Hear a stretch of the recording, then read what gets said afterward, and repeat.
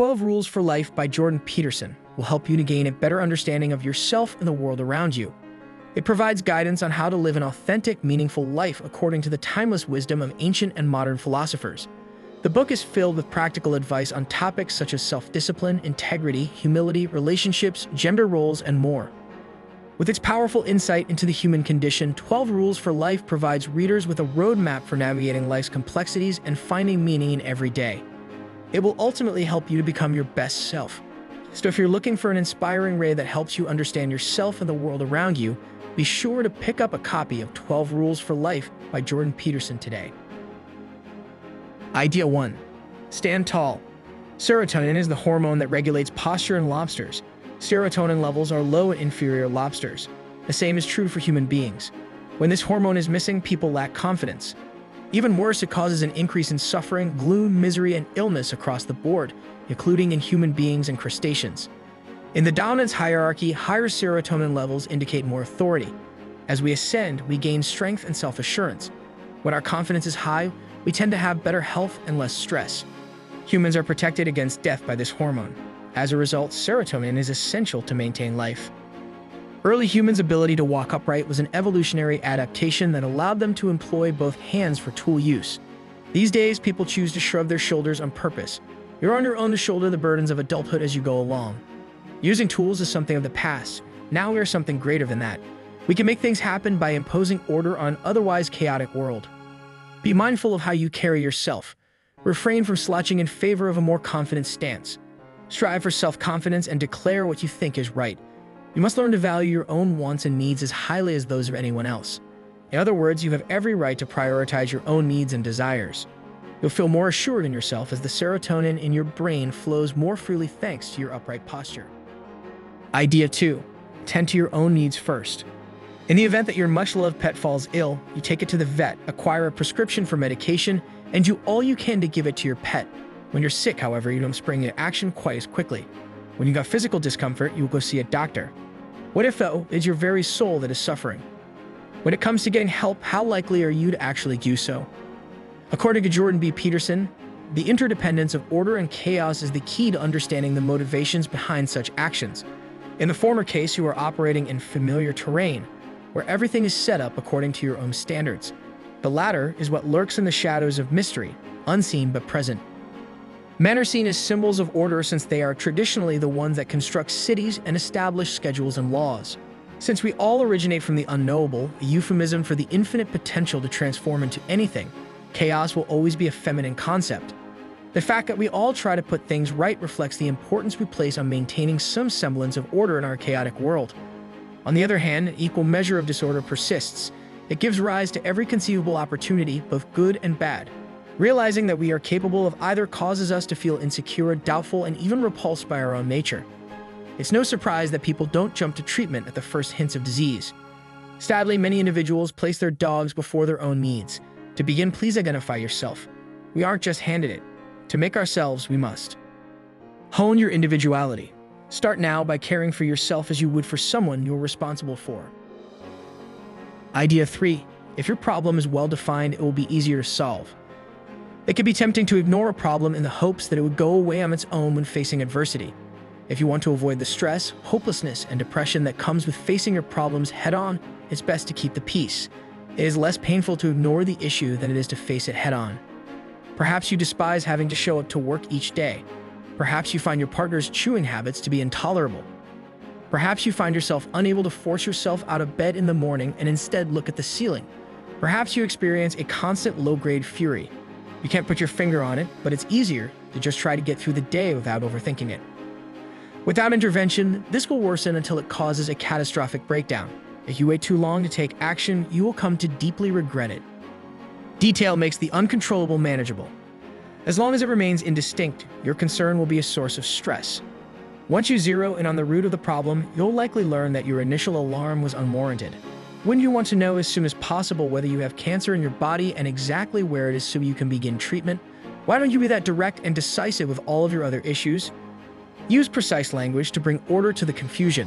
If you choose your words wisely and express yourself clearly, you may bring order out of chaos, create a new destination, and plot a course to get there. Accuracy distinguishes the truly horrible event from the many other, less severe ones that did not occur. When you first experience stomach pain, you may be faced with a wide range of alarming possibilities. Then you see a doctor who narrows down your list of potential diagnoses to one simple answer. You're no longer as worried because you know you can do something about your worry. Why should you expect any different results from your prior issues? You can't get anywhere in life without some sort of goal in mind. Moving about aimlessly will get you nowhere. You'll feel dejected, dissatisfied, and resentful as a result. Take care to avoid ambiguity. So what exactly is the issue? Just what are you looking for? Exactly why? Instead of the constant, slow discomfort brought on by neglect, you should suffer through the searing pain of specificity and confrontation. You'll see an improvement once the cause is discovered. Idea 4. This abstract world. It's simpler on us if we don't investigate, so that's what we usually do. Every day we see a simplified version of the world and live blissfully oblivious to its hidden complexity. To ensure the success of our objectives and ensure survival, we merely take in the bare minimum of information. When everything goes as planned, there's no reason to look under the surface. When we get in our cars and drive, we don't give a second thought to the human work that went into making the car or the electricity that keeps the streetlights on. All that matters to us is that the car makes it from A to B, because there is too much complexity to understand in ways that aren't immediately practical. We simplify our lives by abstracting away the world. When things aren't working as they should, you have to investigate this depth of complexity. This is total anarchy. Anxiety is prompted by a chaotic environment. If your car breaks down, you'll need to diagnose the problem, locate a reliable technician, make a strategy for paying for the repairs, and assess the impact on your budget. Are people on the road now more likely to do harm? Do you think I'm a bad driver? The underlying complexity of the world becomes readily apparent when the simplified world collapses. This is also true in interpersonal relationships. In a healthy couple, each partner brings something unique to the table, their own set of experiences, perspectives, and dreams. Everything can fall apart if one couple cheats on the other. What in the world could have caused this? Who exactly is the roommate I've been assigned? What was she thinking? In what way do we need to rewrite our own past? When things go wrong, we'll be safe thanks to our keen aim and vigilant focus. Idea 5. Surround yourself with loving people. Those who are most important to us at any one time are the ones we let into our lives. We seek out like-minded people when we're feeling upbeat, and we seek solace and support from those going through similar struggles when we're feeling down and out. It's normal to encounter people whose personalities turn you off. Psychologists maintain that the qualities you dislike in another person are the same ones you find most repulsive in yourself. In an attempt to feel less alone, some of us try to form neurotic victim-rescuer relationships.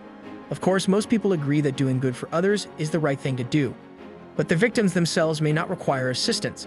To the contrary, they wish to feed off the vitality of the one who comes to the rescue. The savior in this scenario is the narcissist because of how much pride they take in their actions. Having the fortitude to surround yourself with positive, supportive individuals takes strength. If you want to learn from them, they should be an example of maturity and independence. You need to exercise discretion, fortify your courage, and shield yourself from excessive sympathy and understanding. Idea 6. You shouldn't judge yourself by the standards of others. There will always be people who are more efficient at accomplishing goals than you are. Even if you're a good swimmer, you're not going to be Michael Phelps or Katie Ledecky. The phrase winner takes all is meant to evoke a sense of drama. Those who excel, however, receive greater rewards. Most of us are not very outstanding. To put it simply, we are regular folks who can occasionally sparkle or tarnish. Downs are inevitable, therefore we must learn to accept them. However, instead of measuring our achievement against that of others, we should look at our own performance over time. No one here is completely useless. Having that kind of harmful thought only makes things worse for us. If it helps, we need to conjure up an optimistic mirage and work toward making it true. Idea 7. It's important to hear what other people have to say. Hearing and listening are two different things, yet most of us choose to disregard it and go with the later option instead. We passively allow our brain to respond to the acoustic input of another person's voice. When we listen, on the other hand, we open ourselves up to the information being conveyed. They may potentially attach to our minds in this process and be absorbed by them. It can be difficult to understand the other person at times. Since they are putting their deepest feelings into words for the first time, this is a common occurrence. Some details may seem inconsistent as they are repeated, but that's not to say they're telling the truth either. Giving birth to the best possible language form for their ideas can take time. It's not uncommon for people to ramble on incoherently when they're processing a traumatic or emotionally charged incident because they're picking and choosing what to say. Listen carefully and people will tell you what they are really thinking almost without lying. You'll never have a dull discussion again after hearing all the crazy, fascinating, and absurd stories they have to tell. Idea 8. Be careful how you express yourself. As long as the things words represent are significant to us, our brains can turn reality into words. And so is the world around us. We get a handle on it and figure out how to use it. However, all things and phenomena in the world are interdependent and interconnected. We must be exceedingly specific and precise with the verbal forms, words, we employ to name them in order to extricate them from the rest of reality, and understand them. Careful language aids in self-awareness, social bonding, and clear communication. To an equal extent, this holds true for ourselves. The influence of others and external factors can affect these, however. When our normal environment breaks down, we are thrown into a condition of confusion. The term for this is unknown to us. That's why we have to work things out. When things were used to changing, it forces us to take action and open us up to new learning opportunities. You must have a crystal clear image of your past to understand where you came from and how your choices shaped who you are today. Introduce yourself to the individuals around you. Strike out a vast ocean of problems. Figure out what you care about and make progress toward it. Idea 9. If you want to improve, look at what you've accomplished in the past, not what others have done. Being successful while operating in a less competitive environment was once a common occurrence. However, with the advent of the web, even the idea of a local community has become obsolete. We live in a globalized world where there is always someone more accomplished than you, no matter where you are. The topic of self-criticism arises as a result of this discussion. Now, it's vital to be self-critical. If we weren't, we have nothing to work toward, no incentive to improve ourselves, and our lives would swiftly lose all significance. Happily, it's human nature to view the present as deficient and the future as holding great promise. Because of this propensity, we are able to maintain the drive to move forward and take action. When self-criticism centers solely on external comparisons, though, it can take on nasty overtones. As a result, we lose track of our development. To begin with, it encourages a binary way of thinking in which we are either successful or unsuccessful. This obscures the frequently subtle but ultimately decisive shifts in progress. When we compare ourselves to others, we tend to exaggerate the significance of little issues in our lives and miss the forest for the trees. Consider the possibility that upon reflection of the preceding 12 months, you realize that your work output lagged behind that of your colleagues. The feeling of being a complete and utter failure could come over you in an instant. But if you take a step back and examine your life as a whole, you may find that you have made significant strides in your family life. For this reason, the fourth guideline is to never evaluate your success based on how it stacks up to that of others, but rather to focus on the progress you've made in the past relative to your own standards. You can stay motivated by constantly comparing your current performance to that of the past. If you find yourself in a perpetual state of triumph, it's time to reevaluate your approach to risk-taking and setting goals that are sufficiently difficult to force you to grow. You should visualize yourself as a home inspector when evaluating your development. This requires a top-to-bottom analysis during which every issue is categorized. Is it merely a matter of appearance, or does it affect the structure itself? Create a list of what must be fixed before you can grant your approval. If you focus too intently on yourself, you may forget to consider how you compare to others. Idea 10. Every parent has the ethical and moral obligation to bring up their children to be good people. You may have wondered whether the parents of a misbehaving child were just awful people or whether they were intelligent to let their kid wear himself out. The age-old nature versus nurture debate, as well as varying perspectives on the types of instincts we are born with, have both contributed to shifting perspectives on how best to raise children. The philosopher Jean-Jacques Rousseau popularized the idea in the 18th century that our ancient forebears were docile and innocent like children. They say that the corrupting effects of civilization are to blame for the bloody history of human conflict. However, we now know for sure that everyone is born with some degree of violent tendencies and must be taught to develop more civilized, peaceful character traits as they mature. Remember how violent children can be on a playground? Most businesses are a haven of peace in comparison. The author's fifth rule states that parents need to be more than a buddy in order to create a responsible and pleasant human being, and that this is the most important thing they can do to help their naturally aggressive child become a well-adjusted adult. One obstacle is that no one likes playing the bad guy. Children, however, are aggressive because they are hardwired to test limits in order to determine where they lie. Therefore, a parent needs to be tough and decisive while setting limits. This may not sound like fun, but consider the alternative. They will learn these lessons in a way that involves far less love and understanding if they don't learn them from a loving, understanding parent. Let's have a look at 3 fundamental techniques for effective parenting. One option is to strictly enforce the restrictions.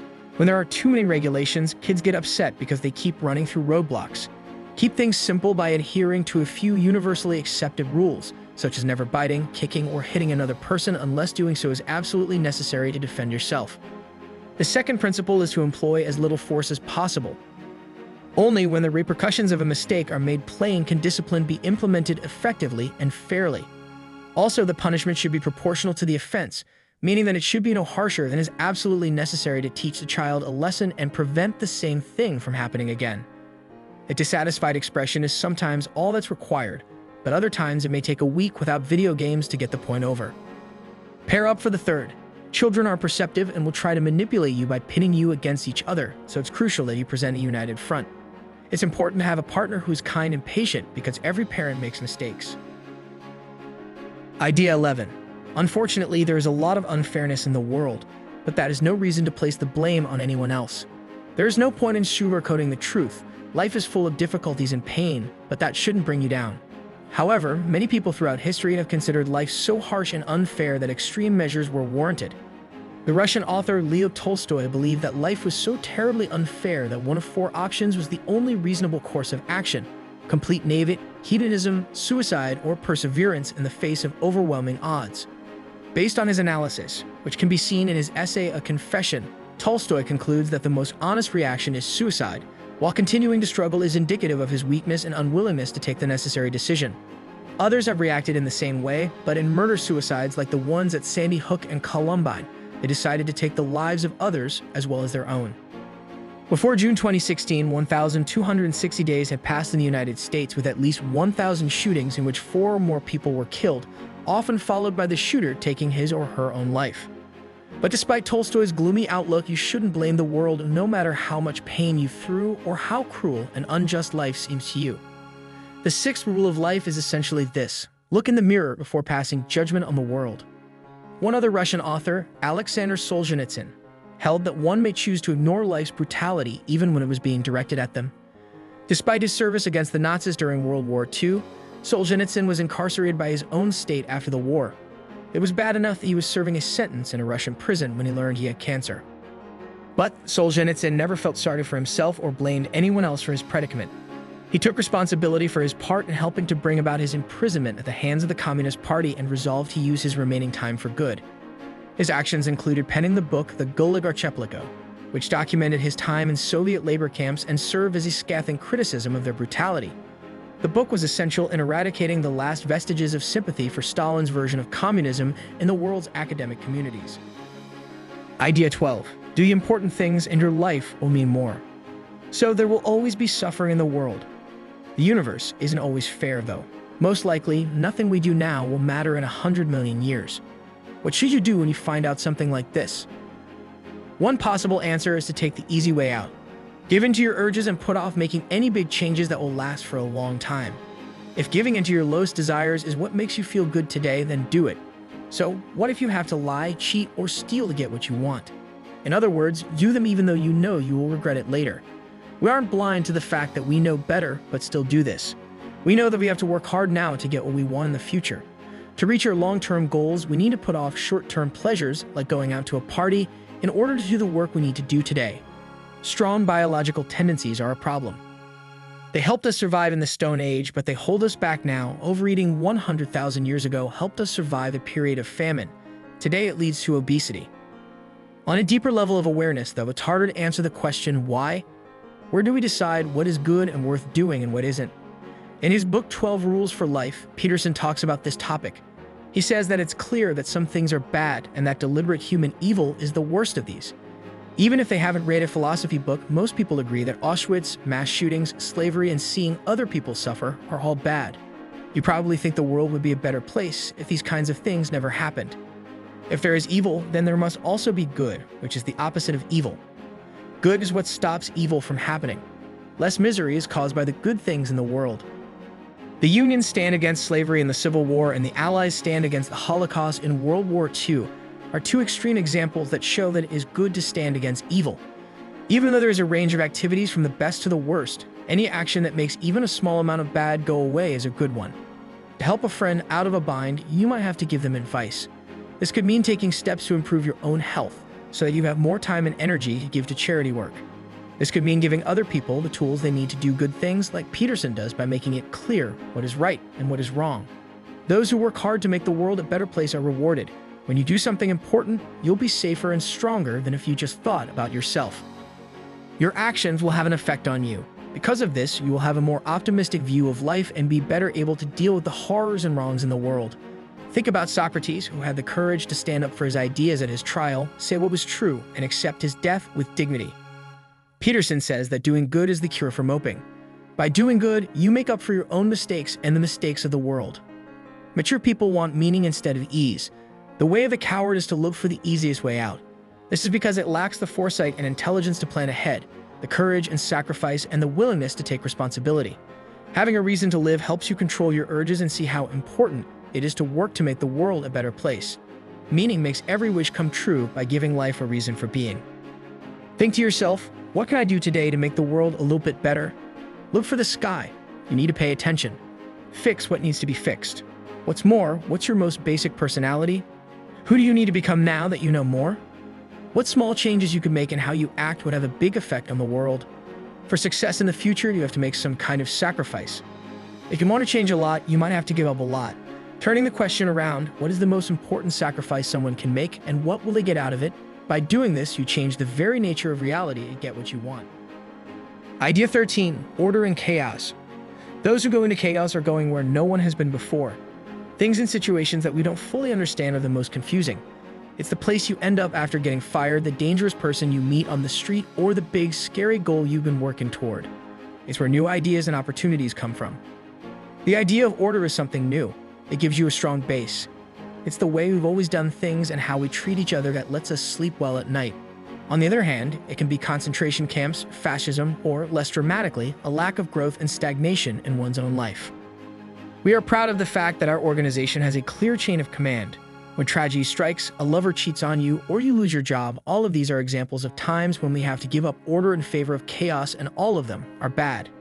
But order on its own isn't enough. There are still important lessons to learn. It is always best to stay right in the middle. A happy medium where there is enough structure to feel grounded and enough uncertainty to encourage growth.